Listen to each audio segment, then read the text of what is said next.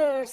कहानी की शुरुआत में हमें 1945 का सीन दिखाया जाता है, जहाँ पर वर्था, टर्टर और लीडिया एक विले में पहुँचते हैं और ग्रेस उन्हें देखकर काफी खुश होती है, क्योंकि उसे लगता है कि वो लोग उसकी विले में काम करने के लिए आए हैं। इसीलिए वो उन सबको अलग अलग काम दे देती है और बताती है कि इस घर में काम करना इतना आसान नहीं है, क्योंकि यहाँ पर काम करने वाले पिछले नौकर बिना बताए ही यहाँ से भाग गए।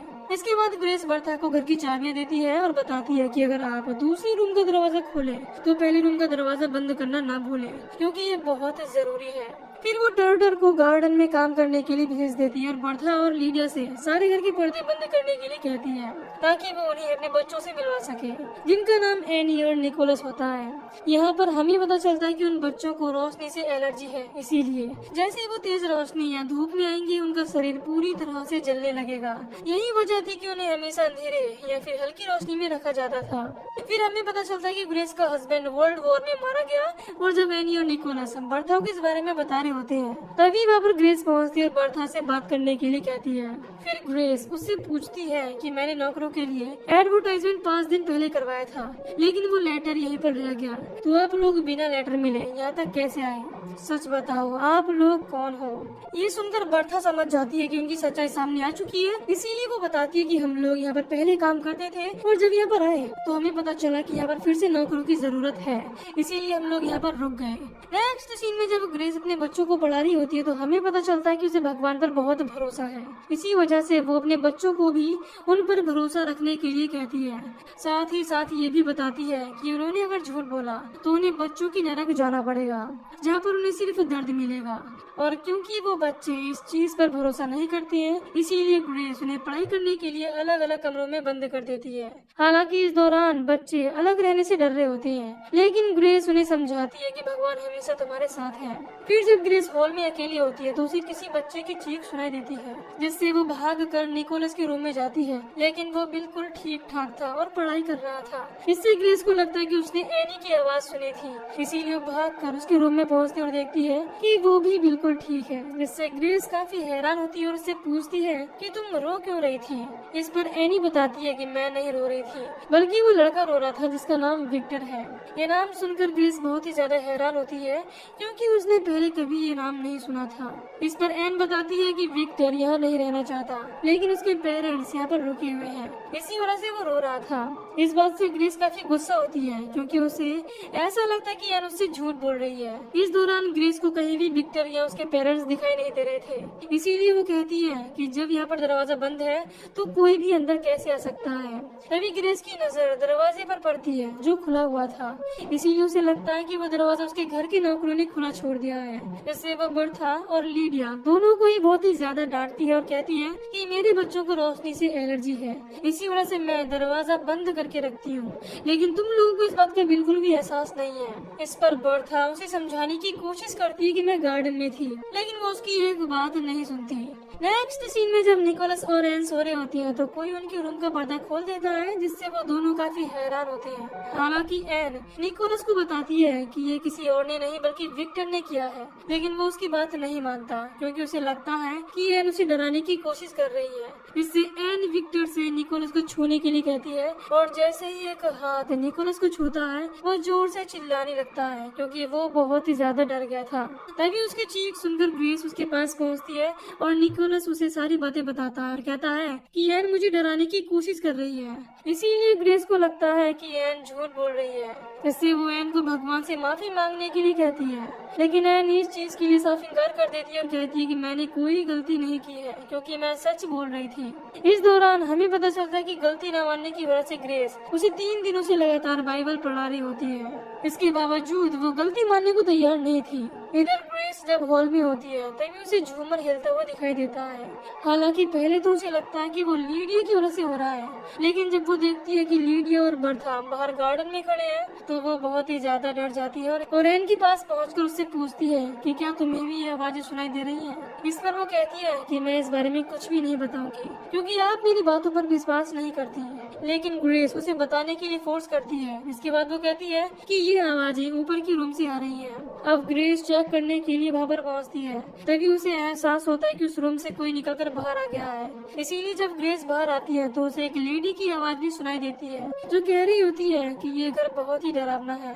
फिर जब ग्रेस एन से उन सभी के बारे में पूछती है तो वो बताती है कि वो लोग इस घर के सारे पर्दे निकालने वाले हैं, क्योंकि उनका मानना है कि ये घर उन लोगों का है। इस वजह से ग्रेस बहुत ही ज्यादा गुस्सा होती है और कहती है कि मैं यहाँ पर किसी को भी नहीं घुसने दूंगी। इसके बाद एन उसे एक स्केच दिखाती है और कहती है कि विक्टर अपनी मॉम और डैड के साथ यहाँ पर आया है। साथ ही साथ उनके साथ एक बूढ़ी औरत भी है जो काफी डरावनी दिखाई देती है। इसके बाद ग्रेस सभी नौकरों के साथ पूरे विले की तलाशी लेती है, लेकिन उसे कहीं भी कुछ दिखाई नहीं देता। नेक्स्ट सीन में हम देखते हैं कि जब ग्रेस अपने बच्चों को सुलाकर वापस आ रही होती है तो निकोलस उससे पूछता है कि हमारे डैड वापस कब आएंगे। इस पर वो कहती है कि तुम्हारे डैड तभी आएंगे जब जंग खत्म हो जाएगी। इस बात पर निकोलस काफी निराश होता है और कहता है कि डैड जंग पर क्यों गए, उन्हें हमें छोड़कर नहीं जाना चाहिए था। इस पर ग्रेस कहती है कि तुम्हारे डैड बहुत बहादुर है, इसीलिए ही वो जंग पर गए हैं। फिर जब ग्रेस हॉल में होती है तो उसे पियानो की आवाज सुनाई देती है, इसीलिए वो शॉट गन लेकर चेक करने के लिए वहाँ पर पहुँचती है और वहाँ पर उसे कोई भी दिखाई नहीं देता, लेकिन पियानो खुला हुआ था जिसकी वजह से वो काफी डर जाती है। फिर जब वो पियानो बंद करके वापस बाहर जाती है तो कोई अचानक से दरवाजा बंद कर देता है, जिससे वो बहुत ही ज्यादा डर जाती है और चाबी के लिए मार्था को आवाज लगाती है। फिर वो दोनों वापस म्यूजिक रूम में पहुँचती है और वहाँ पर पियानो उन्हें फिर से खुला हुआ मिलता है। इस बात से ग्रेस बहुत ही ज्यादा डर जाती है और उसे विश्वास हो जाता है कि घर में कोई भूत है। हालांकि ग्रेस को लगता है कि बर्था को उसकी बातों पर यकीन नहीं है, लेकिन वो कहती है कि मुझे आपकी बातों पर पूरा विश्वास है और बताती है कि मुझे ऐसा लगता है कि मुर्दों और इंसानों की दुनिया कभी कभी मिल जाती है, इसी वजह से ऐसे हादसे होते हैं। अब ग्रेस फादर से मिलने के लिए वहाँ जाने लगती है, लेकिन बर्था उसे ऐसा करने से मना करती है और कहती है कि बाहर मौसम बहुत खराब है, चारों तरफ कोहरा ही कोहरा है, इसीलिए आप मौसम के साफ होने तक इंतजार कीजिए। लेकिन वो उसकी कोई भी बात नहीं सुनती और चर्च के लिए निकल जाती है। इसके बाद ग्रेस चारों तरफ कोहरा होने की वजह से खो जाती है। तभी उसे वहाँ पर उसका हस्बैंड चार्ल्स दिखाई देता है जो वापस आ गया था। अब ग्रेस उसे देखकर बहुत ही ज्यादा खुश होती है क्योंकि उसे लगता है कि चार्ल्स मर चुका था। इसके बाद ग्रेस उसे वापस घर ले आती है जहाँ पर चार्ल्स अपने बच्चों से मिलता है और उन्हें देखकर बहुत खुश होता है। फिर लंच के दौरान जब एन वापस से भूतों का जिक्र करती है तो ग्रेस उसे डांट देती है, जिससे वो रोने लगती है और बर्था उसे समझाती है कि मुझे तुम पर विश्वास है और बहुत ही जल्द तुम्हारी मॉम भी तुम पर विश्वास करने लगेंगी। फिर अगले दिन ग्रेस एन को एक ड्रेस पहनाती है। इसके बाद ग्रेस अपने हस्बैंड चार्ल्स के पास पहुंचती है, जिसे देखकर ऐसा लग रहा था कि वो सदमे में है। हालांकि ग्रेस उसे अपनी तरफ अट्रैक्ट करने की कोशिश करती है, लेकिन वो उस पर बिल्कुल भी ध्यान नहीं देता। इससे ग्रेस काफी दुखी होती है।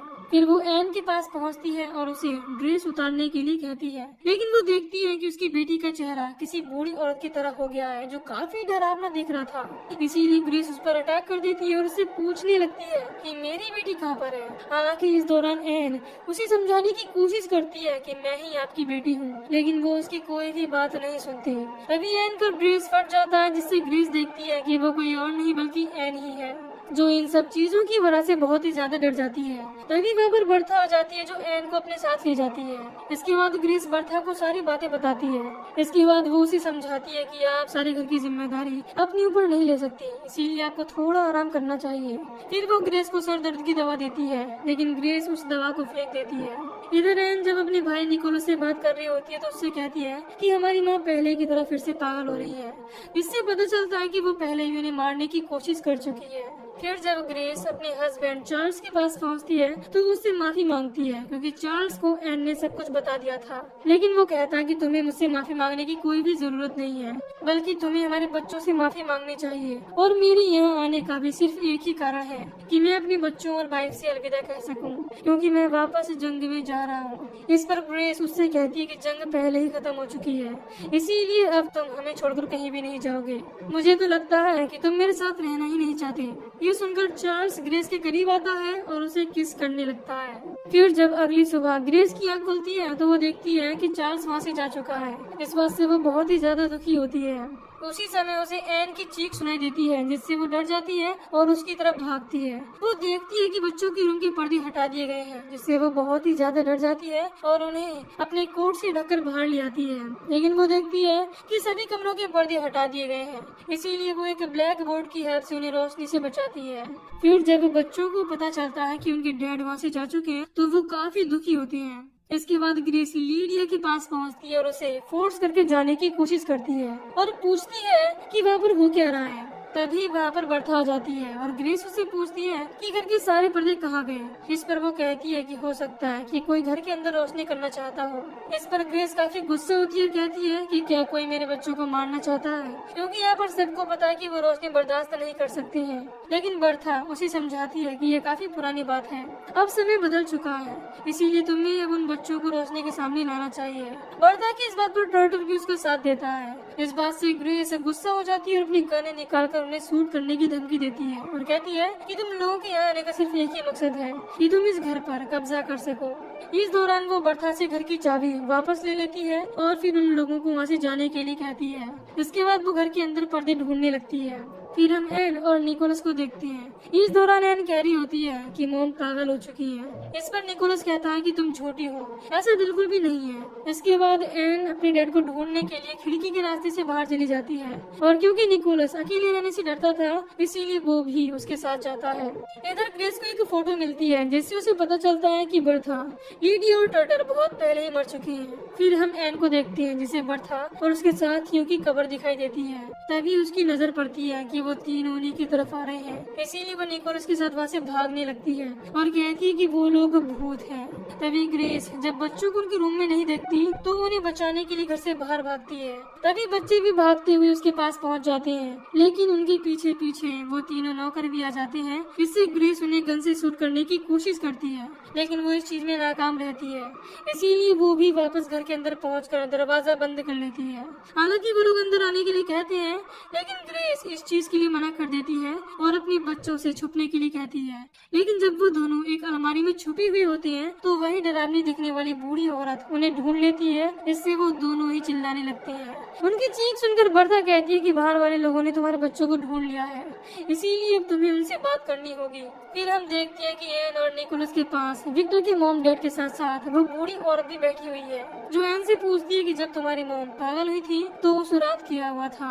हालांकि पहले तो उन्हें कुछ भी नहीं बताती, लेकिन जब वो लोग उसे फोर्स करते हैं तो वो बताती है कि उस रात उसकी मॉम ने उन दोनों का ही तकिए से दम घोटकर मारने की कोशिश की थी। इस दौरान ये सारी बातें वहाँ पर खड़ी ग्रेस भी सुन रही होती है, इससे वो काफी हैरान होती है।